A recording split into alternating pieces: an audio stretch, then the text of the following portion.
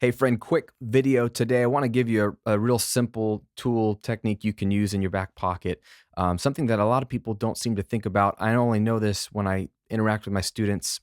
If I mention doing something like this, there's kind of like I never thought about doing that. So maybe this will help you. Let's talk about two things that I'm using related, and both can be very helpful to you. One is stereo widening on the master fader. And two is automating of plugins on the master fader. Specifically today, I'm automating a stereo widening plugin. Now, why in the world would you want to do this? Well, you don't always want to do this, but let me just show you an example of when this was helpful for me in a recent mix. That way you're like, oh, this might be something I can reach into my box of tricks for in the future if you find yourself in need of something similar. So here's the end of this song here, and I did a demo of this song a couple weeks ago showing you the vocal technique I was using, but this is just on the master fader. Okay, if you notice, I've got a few plugins here on the mix bus, two that are on and two that are bypassed. And what you'll notice is, and I want you to pay attention to, is that these little dark blue ones are going to turn on when we get to the downbeat of the bridge. And then I'm going to show you what they are and why they're helpful. Here we go.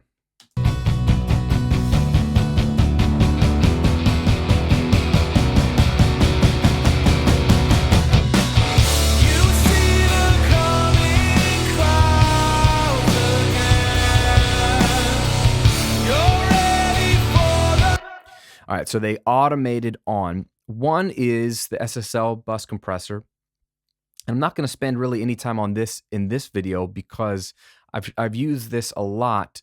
Only thing I would say about this is this compressor is great for a lot of things. And in this song in particular, it was great for the rockin' out bridge. The rest of the song sounds totally different. It is mellow. It is acoustic guitar.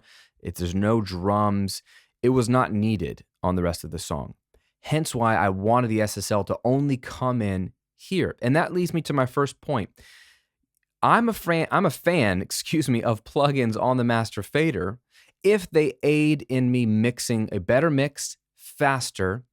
And generally speaking, a couple of the right plugins in a subtle way can do that for me. But that doesn't mean you need to leave those plugins on for the whole song.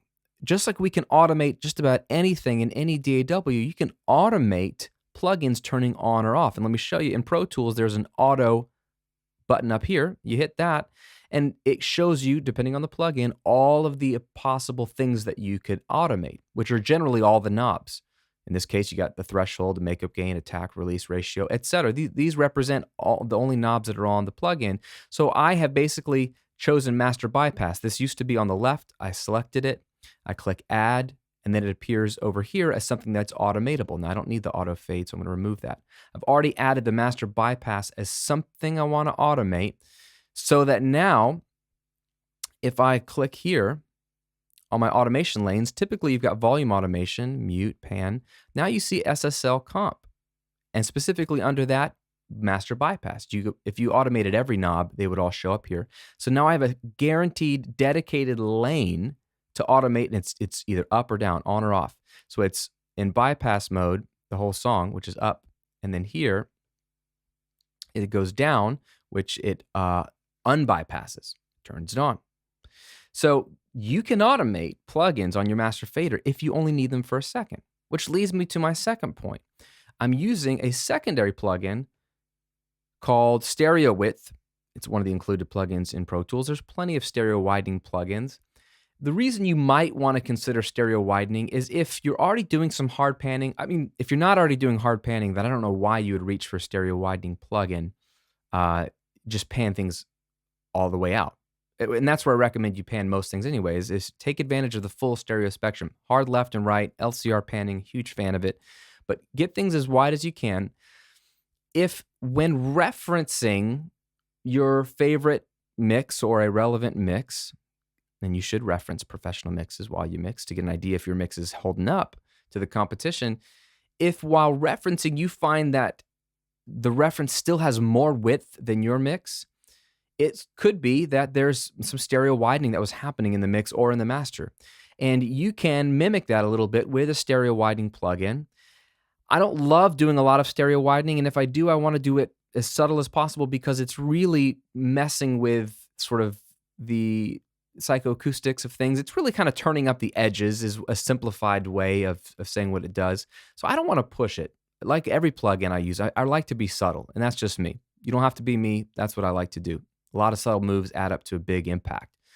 So in this case, I said, you know what? These distorted guitars aren't as wide as they could be, and I really want this song to open up here and be super wide as compared to what it was in the rest of the song.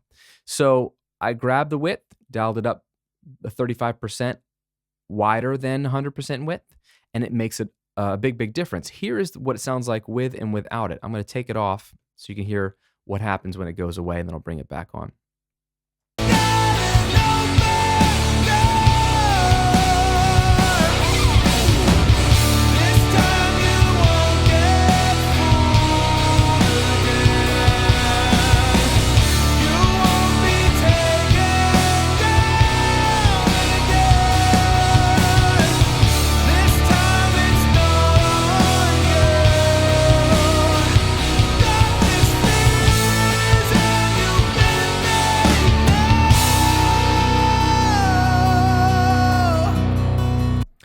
So it's that nice subtle, like, it's opening up. I hear the guitars farther in the left and the right.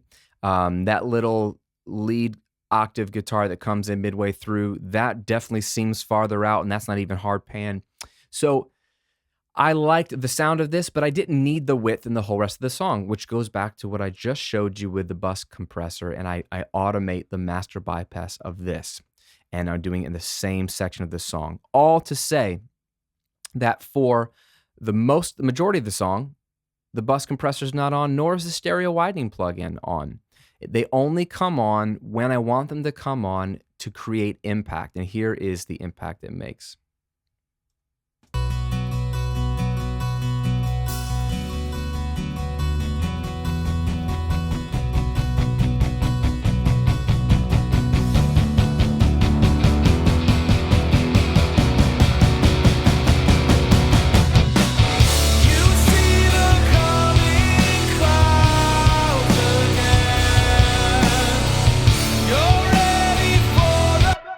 And there we go. So all I wanted to show you today was two things. One, stereo widening can be a helpful tool on the master fader if you need to just push the edges out a little further. And if you're comparing your mixes to some pro mixes, a lot of them have stereo widening. So if you're trying to compete with that width, you might need a tool like this. But either way, no matter what you use on the master fader, know that you can automate it. You can turn them on or off, or even automate the settings to fluctuate from section to section. So you're never stuck with one setting or one plugin. If you feel like you wish it were on but not on at the same time, that might be an indicator that some automation is in order. Hope that's helpful to you. Two quick things. One, leave me a comment. Let me know, do you put plugins on your master fader? And if you do you automate them? And do you use stereo widening? If so, when, where, how do you like to use it? Let us know in the comments below this video. Two, if you want to know more about mixing or just production in general, or you're like, man, I want my stuff to sound better. If you just want your music to sound better, like what you're hearing when you're referencing other mixes or listening to stuff on Spotify or the radio, your professional mixes, and you're not getting your stuff to sound as good as that, I want to give you something that will help. It's my 6 steps to a radio-ready song guide. This is really important because I don't think a lot of people understand that there is a distinct process for making great sounding music. I don't care what style or what genre, or whether you want to be on radio or not. I'm just talking about the production, about what makes it sound good sonically. There is a distinct 6-step process that every really good song goes through, whether you know it or not. And so what I've done is basically distilled down what those 6 steps are, so you know them. Because if you don't know them, you're going to skip 1 or 2 or 3 invariably, and then you're not going to have the best chance of sounding good. So you know what the steps are, and then I give you tips and tricks and best practices for all 6 of those steps. Now, mixing and plugins and all this fun stuff we do here is just one of those 6 steps. Okay, recording, which is the obvious one, is just one of the 6 steps. There's 4 more that are critical, and you can't skip them. So this guide will really, really help you out. It's a quick read. It's a free PDF you can download and reference anytime you're making music. Print it out, keep it on your phone or tablet, whatever you like to do. and it will make a difference in the way your song sounds. So grab your free copy at radioreadyguide.com. I'll put the link in the description box below, and it's right here on the screen. RadioReadyGuide.com is my free gift to you for watching these videos as a way to say thanks. Enjoy, happy music making, and I'll see you on another video real soon.